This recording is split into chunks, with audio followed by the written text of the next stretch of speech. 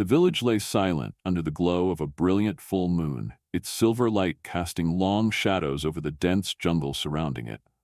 The villagers, though accustomed to the jungle's sounds and creatures, were restless tonight. Every full moon brought with it an event that both awed and unnerved them. A visit from the mysterious Black Panther. No one knew why it came or what it sought, but its arrival had become a regular phenomenon. With a silent, graceful stride, the panther would emerge from the darkness, its sleek, shadowy form blending seamlessly with the night. It would walk the perimeter of the village, its glowing amber eyes scanning the houses as though searching for something.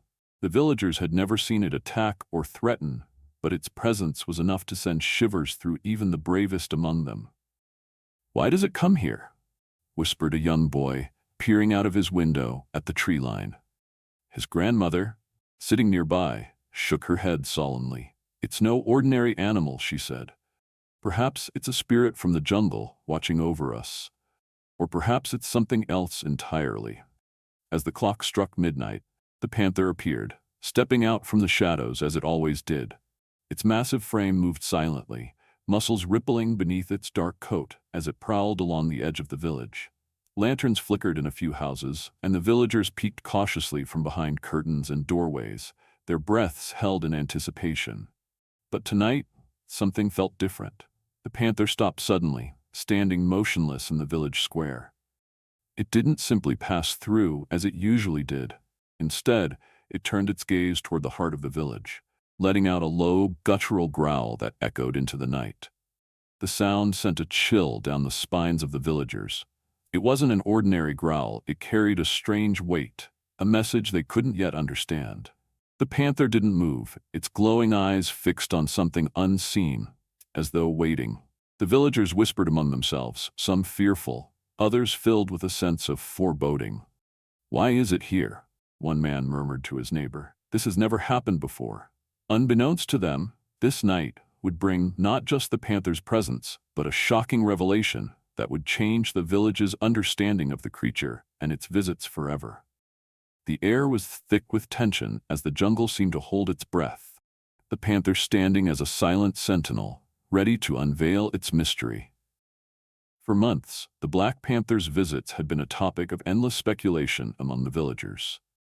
Every full moon, without fail, the panther would appear at the edge of the jungle just after nightfall. Its sleek, shadowy figure moved with quiet confidence, its glowing amber eyes scanning the village as if it were searching for something or someone. The panther never harmed anyone or any livestock, but its silent presence was enough to send a ripple of unease through the village. It would prowl the outskirts, pausing occasionally to stare at the houses, its gaze lingering before vanishing back into the jungle before dawn. No tracks were left behind, and no one dared to follow it into the jungle to uncover the reason for its visits. To some, the panther was a bad omen, a harbinger of misfortune. "Nothing good can come of a predator so close to our homes," Ramesh, the village farmer, often muttered as he secured his animals on the nights of the full moon. Others believed the panther was more than just a wild animal. "It's not here to harm us," said Priya, the schoolteacher, who was fascinated by the majestic creature. "Maybe it's a spirit, a guardian of the jungle watching over us." Despite their differing opinions, the villagers shared a common sense of unease each time the panther visited. Children were kept indoors, doors were bolted, and the faint glow of lanterns flickered in the windows as families huddled together, hoping the panther would simply pass through without incident. Kiran, the elder of the village, had a different perspective. "The jungle has its mysteries, and we are part of its balance," he would say. "The panther comes for a reason, though it's not for us to understand." His words, though wise, did little to calm the growing curiosity and fear in the hearts of the villagers. Over time, the panther's visits became an unspoken ritual. People learned to live with its presence, though they never grew entirely comfortable. On the nights of the full moon, the village seemed to hold its breath, its rhythm disrupted by the silent, powerful creature that prowled in the shadows. But on this particular full moon, something was different. The panther's movements were slower, more deliberate. It ventured further into the village than ever before, its glowing eyes scanning with an intensity that sent shivers down the spines of those watching from behind curtains. Whispers spread like wildfire through the village that night. "It's never come this close before," said one woman, her voice trembling. "What could it be looking for?" The panther stopped abruptly in the village square, its sleek body illuminated by the moonlight. It stood still, its ears twitching as though listening to something only it could hear. Then, it let out a deep, resonant growl that echoed through the still night. This was no ordinary visit. The villagers could feel it in the air. The panther's presence carried a weight it had never had before. Something was abo, and the mystery that had surrounded the panther for so long was about to unravel. On this particular full moon, the villagers sensed something unusual in the air even before the panther appeared. The jungle, normally alive with nocturnal sounds, was eerily quiet. The wind carried a strange chill, and even the animals in the village pens seemed restless. Families sat close together inside their homes, their lanterns dimmed, waiting for the panther to make its usual visit.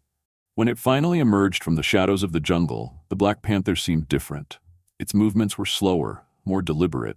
It prowled past the outskirts of the village as it always did, but instead of circling back to the jungle, it stopped near the central square. Its glowing amber eyes scanned the houses, its sleek body tense and alert.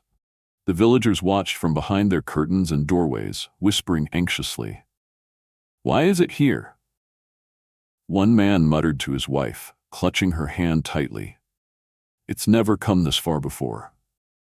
The panther stood in the square for a long moment, its tail flicking back and forth. Then, it did something it had never done before. It let out a deep, piercing roar that echoed through the silent village. The sound was raw and powerful, reverberating off the mud walls of the houses and sending chills down the spines of everyone who heard it. Inside her home, Priya, the schoolteacher, gasped. "It's trying to tell us something," she whispered, her eyes wide with both fear and fascination. The panther didn't move after the roar. Instead, it lowered its head to the ground and began pawing at the earth near a small, empty house at the edge of the square. Its movements were purposeful, almost frantic, as if it were searching for something buried beneath the dirt. Kiran, the elder, stepped outside cautiously, holding a lantern high to illuminate the panther's actions. "Stay back," he warned the other villagers who had started to follow him. "Let me see what it's doing." The panther glanced up at him but didn't growl or move away. Its glowing eyes held Kiran's gaze for a brief moment but returned to pawing at the ground. The elder's heart pounded, but he steadied himself and moved closer. The panther didn't seem aggressive. Its actions were focused and deliberate, as though it was trying to uncover something important. A few brave villagers joined Kiran, standing at a safe distance. "It's digging," one of them said, his voice filled with both awe and confusion. What could it be looking for? As the panther stepped back, Kiran cautiously approached the spot where it had been digging. The ground was soft from recent rains, and with the help of a spade brought by a young man, they began to dig. The panther watched silently, its piercing eyes never leaving the spot. The villagers worked quickly, their curiosity growing with every handful of dirt removed. Then, a foul smell began to rise from the ground, and Kiran's spade struck something solid. The group froze, exchanging nervous glances. With great care, they cleared away more dirt, revealing what appeared to be the remains of a long-buried animal. "It's a cub," Kiran said, his voice heavy with realization. The skeletal remains of a small leopard cub lay before them, tangled in the roots of a tree. The villagers gasped in unison, stepping back in shock. The panther let out a low, mournful growl as it stepped forward, sniffing the remains. It lowered its head, letting out another deep, guttural sound, a cry of pain and sorrow that filled the air. The villagers watched in silence, their fear melting away, replaced by a profound sense of empathy. The black panther, who had been visiting their village every full moon, had finally found what it had been searching for. Its actions that night would leave the villagers questioning their perceptions of the wild and the depth of the connections between all living beings. This night wasn't just different, it was unforgettable. The atmosphere was thick with tension as Kiran, the elder, and a small group of villagers carefully unearthed the spot where the Black Panther had been pawing at the ground. The flickering lanterns cast long shadows over their faces, and every scrape of the spade against the dirt seemed to echo in the stillness of the night. The panther, normally a predator that inspired fear, now stood motionless, watching their every move with piercing amber eyes. "What could be buried here?" whispered Ramesh, gripping his lantern tightly. The foul smell grew stronger as they dug deeper, sending a wave of unease through the group. Finally, Kiran's spade hit something solid. "Wait," he said, raising a hand to stop the others. Slowly, he knelt and cleared the remaining dirt with his hands, revealing what lay beneath. As the villagers gathered closer, gasps rippled through the group. It was the skeletal remains of a small leopard cub. The bones were fragile and partially entwined with tree roots, as if the jungle itself had tried to cradle the cub's final resting place. Beside the bones was a small fragment of fur, faded but unmistakably spotted, clinging to the earth like a whisper of the life that once was. For a moment, the villagers were silent, their fear replaced by a heavy, profound sadness. The Black Panther, who had stood still until now, stepped forward, letting out a low, guttural growl that sounded more like a lament than a threat. It lowered its head, sniffing the remains gently, as if confirming what it had known all along. "It was her cub," Kiran said softly, his voice heavy with understanding. "She's been searching for it all this time." The realization washed over the group. The panther's monthly visits to the village were not random or malicious. They were the actions of a mother mourning her lost cub, returning to the place where it had last been. For months, the villagers had seen the panther as a predator, a shadowy figure to fear. Now they saw her for what she truly was, a grieving mother. Priya, the schoolteacher, wiped a tear from her cheek as she whispered, "She never gave up. She came back again and again, hoping to find her baby." Emily, standing nearby, felt her chest tighten. "We thought she was a threat," she said, her voice trembling, "but she was just looking for her family." The panther let out another low growl, this time softer, almost like a sigh. She circled the spot where the cub's remains lay, her massive body moving with a grace that belied the sorrow in her actions. The villagers stood frozen, unsure of what to do next. Kiran, his voice steady despite the emotion in his eyes, spoke up. "We can't leave her cub like this. Let's give it a proper resting place. She deserves that much." The villagers worked quietly, gathering stones and flowers to create a small memorial for the cub. The panther watched from a distance, her eyes glowing in the moonlight as she seemed to understand what they were doing. When the memorial was complete, she stepped forward, nuzzling the stones gently before letting out one final, mournful roar. The sound echoed through the night, carrying with it the weight of loss, love, and closure. The villagers, once terrified of the panther, now stood in silent respect. This was no longer a creature of fear. It was a symbol of resilience and the unbreakable bond between a mother and her child.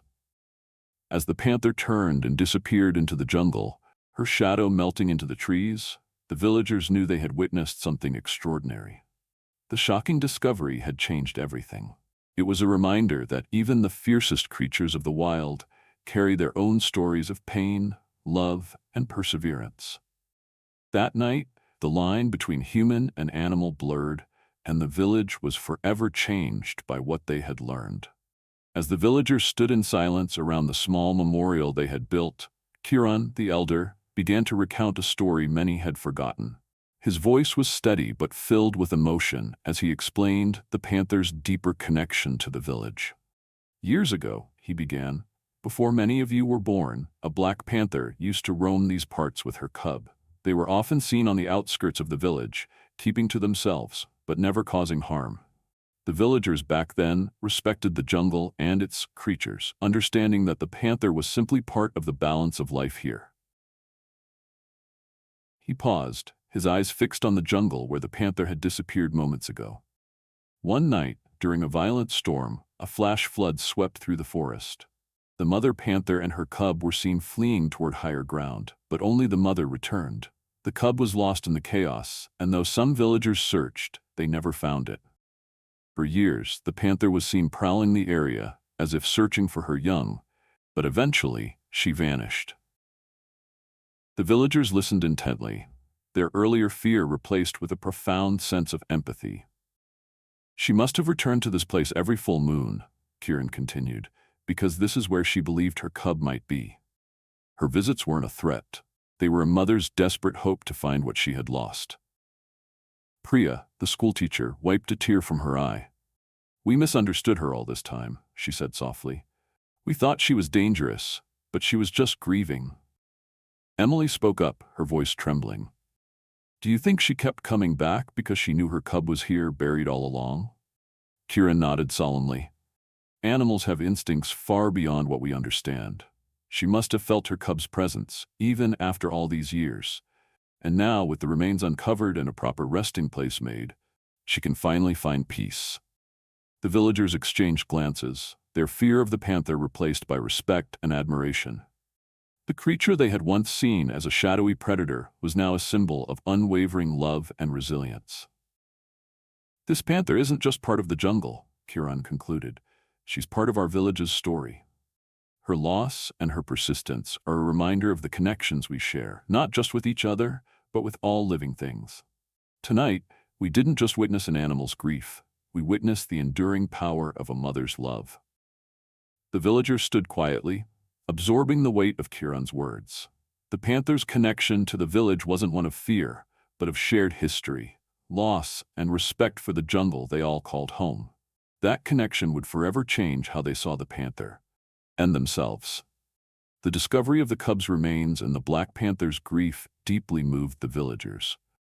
What had once been a source of fear and mystery had transformed into a story of devotion and resilience. Standing around the small memorial they had built, the villagers felt a profound sense of responsibility, not just to the panther, but to the jungle that had always surrounded them. "We owe her this," Kieran said firmly, his voice steady as he addressed the group. "For months, she came here, searching, hoping. It's time we honor her loss and show her that we understand." The villagers nodded in agreement. Even those who had been most fearful of the panther now felt a deep respect for her. Inspired by Kieran's words, they decided to preserve the area where the cub's remains had been found. It would no longer just be a random patch of dirt. It would become a place of remembrance. The men brought stones and carefully arranged them around the site to mark it as a memorial. The women collected flowers from the surrounding jungle, weaving them into garlands that they laid gently on the stones. Children, who had once been too afraid to even speak of the panther, watched quietly, learning for the first time that even the fiercest creatures carried stories of love and loss. Emily, still emotional from the reunion she had witnessed, placed a small lantern beside the memorial. Its warm glow illuminated the stones and flowers, casting a soft light into the surrounding darkness. "This is for her," she said softly, her voice trembling, "for her cub, and for all the nights she came here looking for it." As the memorial took shape, the villagers reflected on their earlier fears and misconceptions.